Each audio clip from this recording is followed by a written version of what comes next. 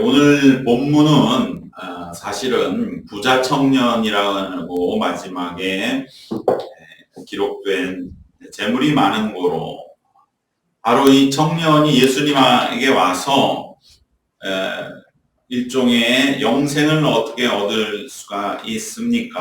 라는 하나의 물음으로 예수님께 답을 구한, 그래서 예수님이 그에게 적절한 말씀을 주시고 그 청년은 돌아간 단순한 그러한 예수님과의 문답의 말씀으로 새길 수도 있을지 모르지만은, 그러나 오늘 본문은 굉장히 더 깊은 의미가 담긴 것은 바로 이 청년이 던진 이 영생을 얻는다는 물음은 곧바로 그저 어떤 배부른 청년이 와서 내가 좀 더 어떻게 하면 잘 살고 싶은데 어떻게 해야 내가 모든 게 다 갖춰졌는데 어떻게 해야 좀 더 낫게 살 수 있겠습니까? 이런 차원의 물음이 아니고, 우리가 내 인생을 아무리 잘 살아도 나는 죽을 수밖에 없습니다. 그렇게 봤을 적에 이 청년으로서 모든 율법을 다 지키고 부유하고 정말 삶에 어떻게 보면은 누가 봐도 당당한 그러한, 누가 봐도 음모할 만한 그 청년이지만 그 속에는 죽음에 대한 바로 영생, 그리고 인생에 대한 전체적인 그러한 결론, 그것은 내가 아무리 잘 살아도 젊음이 있고 재물이 있고 도덕적인 당당함이 있어도 마지막에 가서는 나는 결국은 죽음의 벽에 부딪혔을 적에 이 모든 것은 나에게 아무런 소용이 없고, 그때는 오직 내게 필요한 것은 영생의 산일 뿐일 텐데 어떻게 해야 그걸 얻겠습니까? 라는 물음으로 우리가 이 청년의 예수님에 대한 고민을 새긴다면, 이 물음은 곧 종말론적인 물음이다. 즉 내 인생 전체를 심판받는, 어떻게 하면 내가 이 땅에서 누구보다도 잘 살 수 있는 자신도 있지만, 그러나 과연 그것이 정말 잘 사는 것이 맞습니까? 정말 내 인생이 전체적으로 예수님 앞에 놓여졌을 적에 과연 이 길이 옳은 길입니까? 나는 잘 살고 있습니까? 그것은 내 삶 전체를 하나님 앞에 내려놓고 심판을 받는 종말론적인 물음이다 라고 이 말씀을 새기면, 이것은 단순히 한 부자 청년이 예수님께 와서 자신의 삶의 고민을 가지고 예수님과 물음을 했던 단순한 장면은 아닌 것이죠. 그리고 생각해보면 이 물음의 주체자였던 예수님은 지금 우리가 마가복음 9장 이하에서 계속적으로 강조하는 것처럼 예루살렘을 향해 가고 계시잖아요.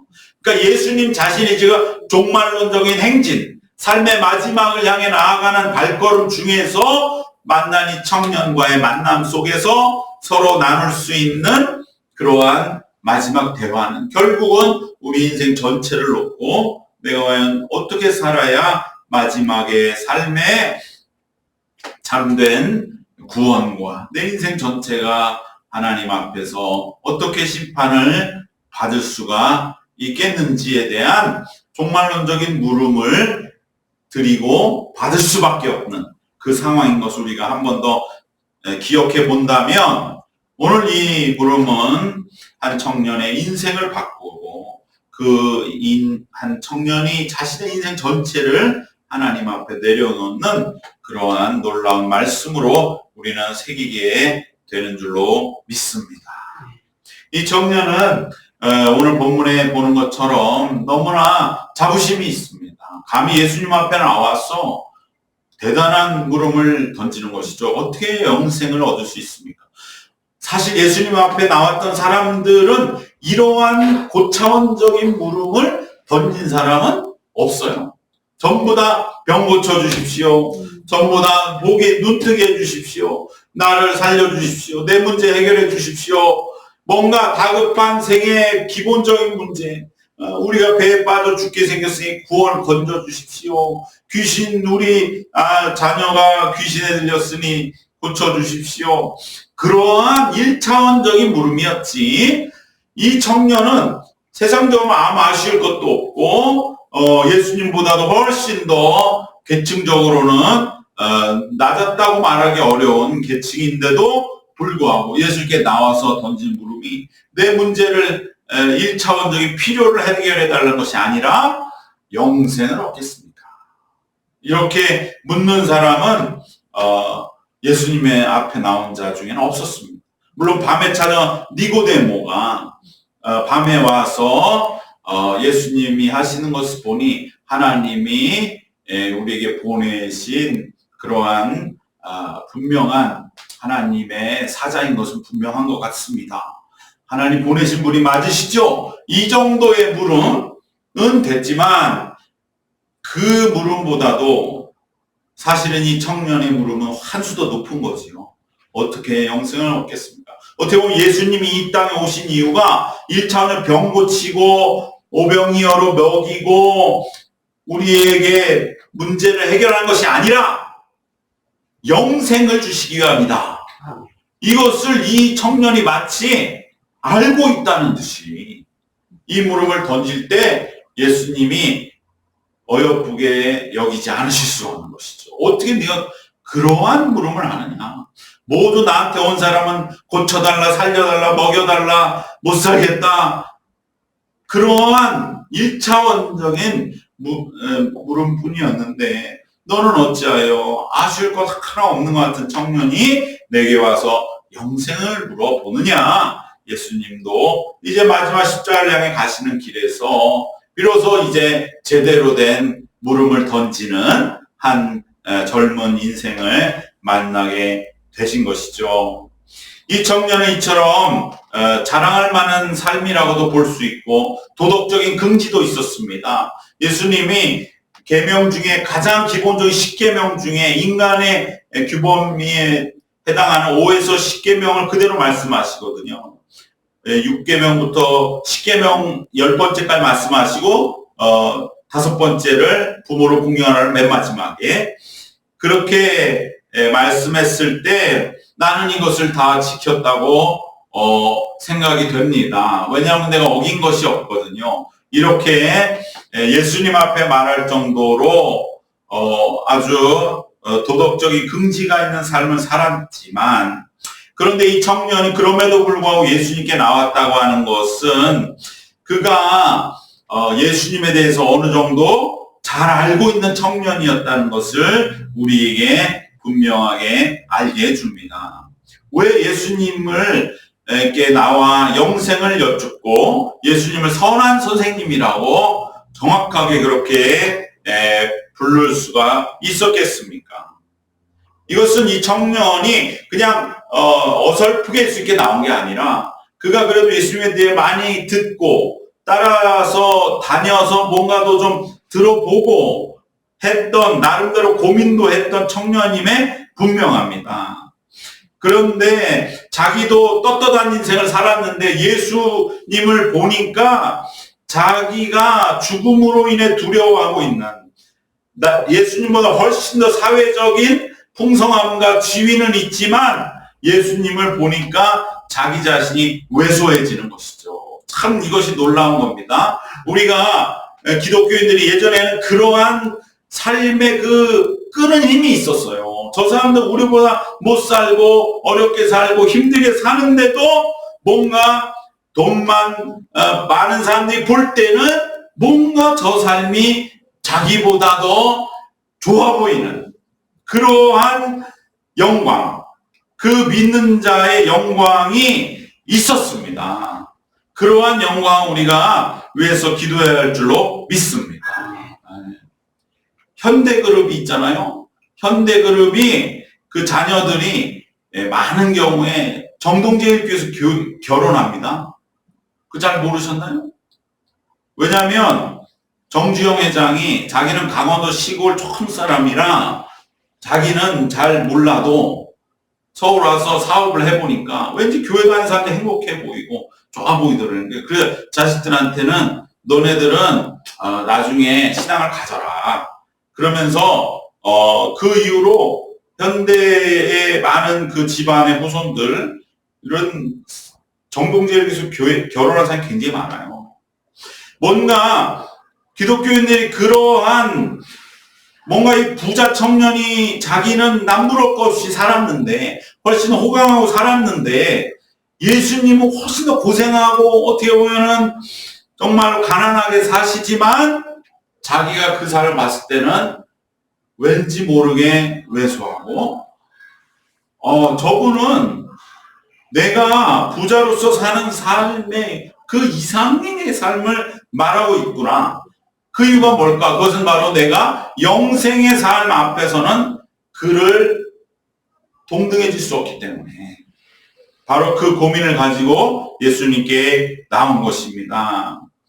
예수님이 지금 가시는 길, 그것은 어떻게 보면은 이 부자 청년의 길의 눈에는 진리의 길이요 영생의 길이라고 여겨졌기 때문에 예수님께 나와서, 예수님 당신은 내가 볼 때는 뭔가 다른 삶을 사시는데 그 삶이 마치 어떻게 보면 영생의 삶인 것처럼 보이는데 어떻게 해야 나도 그렇게 살 수 있습니까? 이렇게 예수님께 여쭤보는 것이죠. 반대로 말하면 청년의 눈에는 예수님이야말로 영생에 대하여 내가 가서 여쭐 만한 분이셨던 것입니다. 또다시 반대로 말하면 이 청년도 그 정도의 보는 눈은 있었던 사람인 것입니다. 그 정도의 깨달음은 지인자라고 하는 것을 예수님도 보시고 21절에서 사랑하셨다라고 표현되어 있지만 기특하게 여기시고 귀하게 여기시고 어여쁘고 흐뭇하게 여기신 것입니다. 즉 예수님도 이 제자도 서로를 알아본 거죠. 아, 예수님은 비록 나보다는 가난하게 살지만 저 삶은 정말 다르다. 영생과 진리의 삶이다. 내가 가서 배워야 되겠다. 예수님도 이렇게 온 제자, 이 젊은 청년을 보고 이 친구는 조금은 그냥 부자라고 해서 세상 것에만 아주 전부 다 인 줄 알고 살아가는 그러한 청년은 아니구나. 그래도 나에게 와서 영생을 묻는구나 라고 서로 간에 그러한 마음의 교류가 이루어진 것이죠. 이 청년도 자신의 인생에 대한 나름 율법적인 완전함을 예수님 앞에 감히 내가 인정받을 만하다고 여길 정도로 남들 앞에서는 그 누구에게도 흠잡지 않을 훌륭한 삶을 살아왔다고 자부하고 있는 것을 우리는 충분히 이 말씀 속에서 느낄 수 있는 것이죠. 내가 예수님한테는 지금 이렇게 여쭙지만 다른 누구도 나에게 그러한 율법을 네가 제대로 안 지켰잖아 라고 말할 사람은 없어. 그러한 자부심으로 감히 예수님 앞에서도 내가 10계명의 인간의 계명에 해당하는 부분을 어긴 것은 없습니다. 내가 다 지켰습니다 라고 감히 예수님 앞에서 이렇게 말할 정도로 최소한 이 청년은 그 정도의 탁월함을 지닌 청년임에는 분명합니다. 그런데 문제는 무엇입니까? 이러한 율법적인 어느 정도의 완벽함을 추구한 인생이라 할지라도 예수님이 가시는 이 영생의 길 앞에서는 결국은 자신의 모든 마음을 빼앗기고 자신의 삶을 한 수 내려놓고 예수님 앞에 무릎 꿇고 영생의 길을 여쭐 수밖에 없다고 하는 것을 우리는 다시 한번 마음에 깊이 새기면서 어떤 완전함을 추구하는 인생보다, 그래서 뭔가 남들이 볼 때 번듯해 보이는 인생보다 오로지 하나님께 모든 걸 맡기는 인생이 때로 거칠고 때로는 피곤하고 가난해 보일지라도 더 나은 삶이라고 하는 것을 이 청년은 우리에게 보여주는 줄로 믿습니다. 오늘 우리 시대가 어떠한 삶을 추구하며 살아가고 있습니까?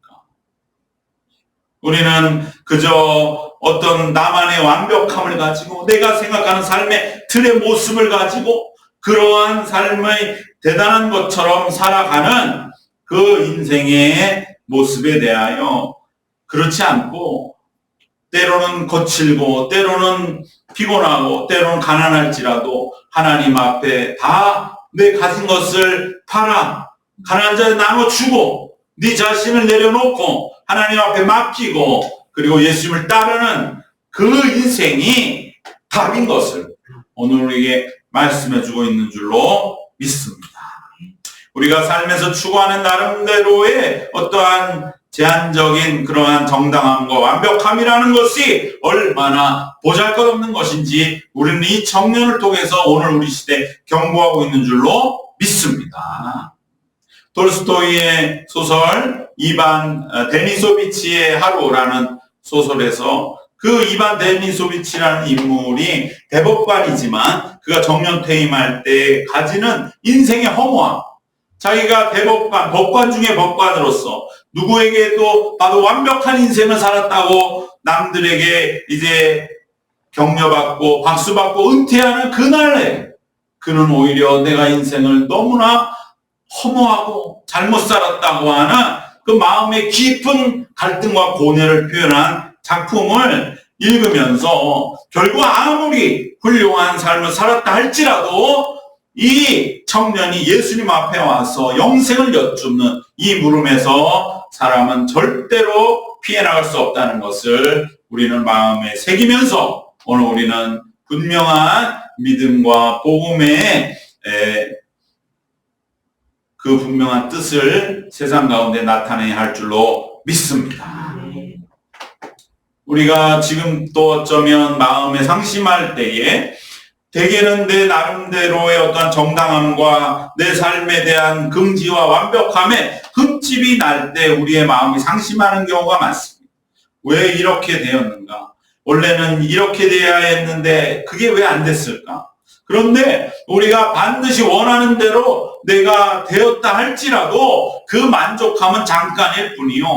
그것이 과연 나의 삶의 영생을 보장하고 영생으로 이어지는 그러한 내 인생의 과정이었던가에 대해서는 강한 의문을 갖게 된다고 하는 것을 이 청년은 오늘 우리에게 보여주는 줄로 믿습니다. 그렇기 때문에 이 청년은 지금 예수님께 나와서 영생을 얻는 길을 여쭙고 있는 것입니다. 그때 예수님 말씀하십니다. 내가 가진 것을 다 팔아 가난한 자들에게 나눠주고 그리고 나를 따라오라. 이 가진 것을 다 팔라라는 말씀은 당장 재산을 다 처분해라 이런 말씀으로 있는 그대로 받아들일 수도 있지만 더 깊고 핵심적인 의미는 너의 지금 존재와 그 의로움과 정당함과 당당함의 근거가 되는 것을 내려놓으라는 것입니다. 그것이 너의 존재가 되었고 너의 자아가 된 것을 이제는 내려놓아라. 그러고 오직 하나님의 뜻을 따르는 삶으로 네 인생을 새롭게 시작하라는 말씀입니다. 우리가 가진 인간적인 당당함의 근거들이 있을 수 있습니다. 내가 노력해서 얻은 어떠한 어느 정도의 안정감, 또 내가 살아왔던 삶의 좋았던 시간들, 물론 이것들은 내 삶을 윤택하게 하고 내 삶에 좋은 시간들을 줍니다. 그러나 결코 그것이 궁극적인 구원을 주지는 못합니다. 그리고 결국에는 그 모든 것마저도 비참한 허무함을 낳게 되는 것입니다. 그것을 버릴 수 있겠느냐? 그것을 버려라! 라고 예수님은 부자 청년에게 말씀하시는 것입니다. 그것이 당장 쉽진 않겠지만 오히려 너의 지금 그 당당함의 근거가 되고 있는 것이 너의 발목을 잡고 있다. 왜? 너 자신을 너무나 굳건하게 세워놓고 예수님 앞에 와서도 그 누구도 주장할 수 없는 율법의 완전성을 주장하는 그러하게 딱딱한 굳어있는 너 자신의 그 껍데기를 깰 수 있는 그러한 작업들을 이제 시작할 수 있겠느냐라고 예수님은 물으시는 것입니다. 즉 우리는 내 삶의 모든 근거가 되는 것, 터전이 되는 것, 토대가 되는 것. 어떻게 보면 나는 아니라고 부정했지만 사실은 내 속에 있었던 그러한 깊은 어떤 두려움에서 나오는 내가 의지하고 있는 것, 그 모든 것, 그것을 하나님으로 대신할 때 그때 우리는 진정으로 예수님을 따르는 새로운 삶이 바로 그때에 우리는 영생으로 예수님과 함께 나아가는 삶이 시작되는 것을 예수님 우리에게 말씀해 주십니다. 사실 우리 인생은 어쩌면 이것을 깨닫기 위한 것입니다. 어렸을 때는 내 자신의 존재를 알아가고 어느 정도 내 자신의 존재가 세워졌다고 여길 때 이것이 아무것도 아님을 알게 되고 그리고 우리는 방황하게 됩니다. 그러나 그때 우리가 진정한 영생의 예수 그리스도와 하나님을 만나면 우리는 이제 내 자신의 존재를 덜어내고 부정하고 하나님께 맡기며 없어지는 것이 하나도 두렵지 않고 놀랍지 않고 오히려 행복합니다. 내가 이만큼 내 자신에 대해서 이제는 하나님께 맡기는 이 정도의 영적인 사람이 되었구나. 그리고 예수님은 말씀하시기를 네가 다 팔아 나눠주고 예수님을 따르면 네가 나눠준 것 이상의 것을 얻게 된다. 즉 내 자신마저도 하나님께 맡기면 하나님은 그래 너 잘 가져왔다 하고 받아서 챙기시는 분이 아니라 오히려 우리가 맡긴 우리 자신을 우리가 맡긴 것 이상으로 풍성하게 우리에게 되돌려 주시는 바로 그 하나님이심을 우리에게 말씀해 주고 계십니다. 21절에서 우리 한번 같이 21절 봉독하겠습니다. 예수께서 그를 보시고 사랑하사 이르시되 내게 아직도 한 가지 부족한 것이 있으니 가서 내게 있는 것을 다 팔아 가난한 자들에게 주라. 그리하면 하늘에서 보화가 내게 있으리라. 그리고 와서 나를 따르라 하시니 바로 하늘에서 보화가 내게 있으리라. 이것은 우리가 이 땅에서 바른 거에 아무것도 비할 바 없는 하늘의 보화인 줄로 믿습니다. 그렇기 때문에 우리는 사람들이 깜짝 놀라는 헌금도 할 수 있는 것이고 하나님께 정말 내 삶의 미천을 바쳐도 아깝다는 생각이 들지 않는 그런 순수한 신앙을 우리는 가지고 살아올 수 있는 것입니다. 그것이 변질되어 오늘날에 많은 그러한 문제를 일으킬 정도 우리의 신앙이 연약해진 것을 우리는 안타까워하면서 탄식하지만 그러나 우리가 다시 한번 예수님의 이 말씀 네가 모든 것을 다 맡겨 하나님 앞에 내어 맡길 때 하늘에서 보화가 내게 있으리라. 우리가 맡긴 것 너무나 그때 가면 내가 더 맡길 것, 더 열심히 살 것, 더 하나님께 충성할 것 하는 후에 막급할 정도의 하나님의 상급이 우리에게 주어진다고 하는 믿음을 우리는 다시금 마음 깊이 새기고 우리는 이 청년의 경고를 우리가 분명하게 마음에 다시 한번 세워야 할 줄로 믿습니다. 예수님은 분명하게 말씀하셨습니다. 이제는 오직 너 자신을 다 내려놓고 하나님의 뜻을 따라 성령님과 함께 인도함을 받아서 너로 살지 말고 성령님과 동행하며 성령의 인도함 받는 너로 살라고 말씀하십니다. 우리의 삶, 이것이 곧 영생의 삶이요. 사랑하며 참으로 기쁨과 보람이 가득하며 안식하며 평안을 누리는 삶입니다. 이러한 삶이 영생으로 이어진 삶이요. 우리는 오직 모든 것을 주님께 완전히 맡기고 오직 예수님의 영으로 성령의 동행하심으로 살아갈 때 당장 내 삶에 이제 종말론적인 상황을 우리는 극복하는 것이죠. 언제든지 이러한 삶의 종말이 와도 전혀 당황하지 않고 두렵지 않은 삶을 살게 될 줄로 믿습니다. 예수님 말씀처럼 우리는 우리 자신을 하나님께 맡기면 이 부자청년 자신의 모든 걸 팔 때 그것은 자기를 파는 거죠. 그랬을 때 자기를 완전히 다 없이 하고 하나님께 맡기고 하나님께 나아가면 하나님은 모든 것을 회복시키시고 영생의 삶을 살게 하실 때에 필요한 것이 믿음인 것을 우리 기억해야 할 것입니다. 믿음이 있어야 맡길 수 있는 것이죠. 바로 여기에서 우리는 다시 한번 예수님에 대한 믿음, 그리고 하나님에 대한 믿음, 내 모든 것을 맡기오니 하나님 진정 나에게 더 놀라운 하나님의 은혜로 채워 주시옵소서. 주실 줄로 믿습니다 하고 맡기는 그 믿음, 그 믿음으로 우리 자신을 주님께 드릴 때 모든 것이 실제적으로 회복됨을 체험하시기를 축원합니다. 그리고 그 영생의 삶을 매일매일 실제적으로 실감하며 살아가는 복된 삶이 되시기를 바랍니다. 오늘 말씀 3가지로 결론을 맺겠습니다.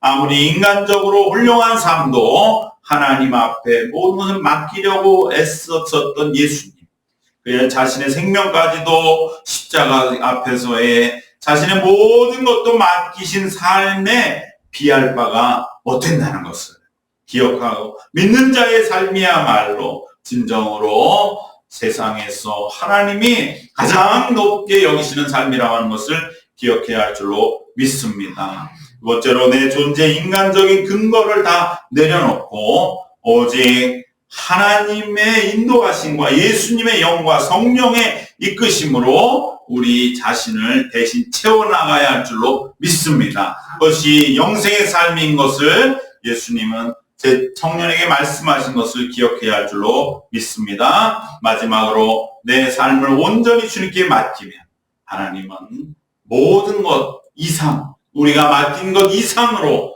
다시 모든 것을 회복시키심을 오늘 말씀을 통해서 꼭 믿으시고, 하나님 진정으로 우리의 삶이 보잘것없지만 그럼에도 붙잡고 있었던 것, 내가 맡기지 못했던 것 다 맡기고 하나님 앞에 믿음으로 드립니다. 하나님이 나를 이제는 주장하소서, 주관하소서, 인도하시고 이끌어 주시옵소서. 그 믿음으로 영생을 향해 나가시기를 주님의 이름으로 축원합니다.